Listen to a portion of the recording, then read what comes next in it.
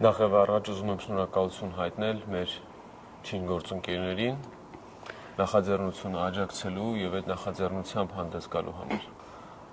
Առաջին անգամ մրցույթի պատմության մեջ այն տեղի ունենում Հայաստան սահմաններից դուրս։ Եվ իհարկե սպասելիքները շատ մեծ են, որովհետեւ ինչպես տեսնում ենք մրցույթի, ինչպես է կազմակերպված, ինչ բարձր որակի մրցակիցներ ունենք, երաժիշտներ ունենք, ովքեր մրցում են մրցույթում եւ վստահ եմ, որ արդյունքը կգոհացնի եւ եւս կունենանք շատ լավ կատարողներ, որոնք իրենց գործունեության ընթացքում կշարունակեն կատարել Արամ Խաչատրյանի ստեղծագործությունները։ Կարող եմ արդեն վստահաբար ասել, որ երկու երկրներում էլ կազմակերպվող մրցույթները կազմակերպվում են բարձր մակարդակով։ Դրա մասին է խոսում նաեւ մեր այսօրվա ներկայությունը Պեկինի ազգային օպերային թատրոնում։ Թերևս միակ տարբերությունը նա է, որ Չինաստանում անցկացվող մրցույթում նաև ընդգրկված են եղել նաև կոմպոզիտորի ստեղծագործությունների կատարում որպես մրցութային պայման, իսկ կազմակերպության առումով պետք է ուրախությամբ նշեմ, որ երկու մրցույթին էլ դիմում են մեծ թվով ոչ միայն տեղացի երաժիշտներ, այլ նաև օտարերկրյա երաժիշտներ։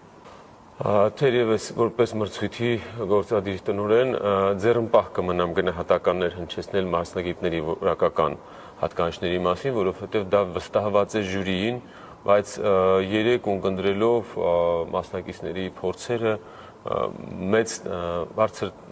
տպավորություն ունեմ մասնակիցների որակական, բայց որպես ի պաշտոնե իրավունք չունեմ գնահատական հայտնել, որովհետև դա վերապահված է մրցույթի ժյուրիին։ Նախ նշեմ, որ առաջին անգամ մրցույթը Չինաստանում կազմակերպվում է նաև ունենք մենք շատ հիշարժան նաև տարեդարձեր։ Այս տարի նշում ենք նաև One Belt and Road-ի 10-ամյակը եւ շատ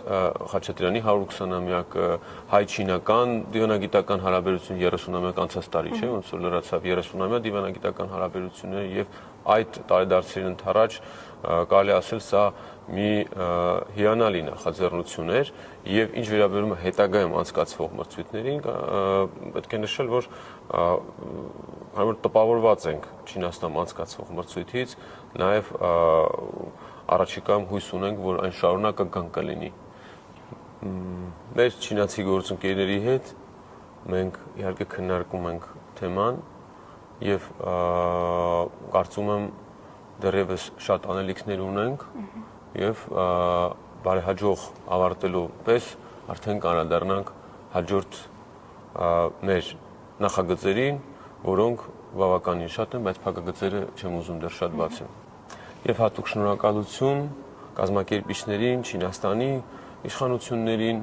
մրցույթի անցկացման պատրաստակամության համար եւ սա երկու երկրների բարեկամության մի հիանալի կամուրջ է, որը նոր խթան կհանդիսանա հայ-չինական մշակութային համագործակցության համար։ Քանի որ Արամ Խաչատրյան մշակութային հիմնադրամի հիմնական առաքելությունը Արամ Խաչատրյանի մշակույթի հանրահռչակումն է արվեստի եւ հաշվի առնելով նաեւ երաժիշտների հետաքրքրություն Արամ Խաչատրյանով եւ հաշվի առնելով միջազգային դասական երաժշտության ասպարեզում Չինաստանի դերը, սա ամենալավագույն ընտրություններից մեկն էր, որտեղ եւ Չինաստան այն լավագույն երկրներից մեկն է, որտեղ կարող էր անցկացվել Խաչատրյան մրցույթը Հայաստանի սահմաններից դուրս։ Եվ նաեւ այս 20 տարիների ընթացքում նաեւ չին երաժիշտների հետաքրքրությամբ պայմանավորված, որ մրցույթով միշտ հետաքրքրվել են եւ դիմել են Խաչատրյան մրցույթին մասնակցելու համար։ Եվ Չինաստանի նման զոր երկիրը, որտեղ դասական երաժշտությունը մեծ տեղ ունի, կարևորում ենք Արամ Խաչատրյանի անունը հնչեցնել Չինաստանում եւ նոր անուններ ձեռք բերել, ովքեր կկատարեն Խաչատրյանի ստեղծագործությունները եւ նաեւ կհանդիսանան հայ-չինական բարեկամության վառ վկաները կամ ինչ-որ մի ձև։ Եվ ուզում եմ եւս մեկ անգամ առիթից օգտվելով շնորհակալություն հայտնել Չինաստանի ազգային Պեկինի ազգային օպերային թատրոնին մեզ հյուրընկալելու համար եւ նաեւ մեզ հյուրընկալելու համար մրցույթ այստեղ անցկացնելու համար շատ հատկանշական է, որ Խաչատրյան մրցույթի հաջողությունը այս 20 տարիների նաեւ պայմանավորված է մեր ունեցած ժյուրիներով եւ նաեւ այս մրցույթում ներգրաված ժյուրիների կազմով։ Ընդգրկված են պրոֆեսիոնալներ, որոնք վստահ եմ ընտրություն կկատարեն եւ կընտրեն լավագույններին։ Իսկ ամենահաճելին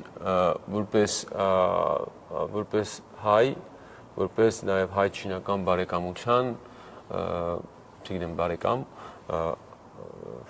հաճելի է, երբ որ Պեկինում այսքան հաճախ հնչում է Արամ Խաչատրյանի ստեղծագործությունները։ Սիրեցի է։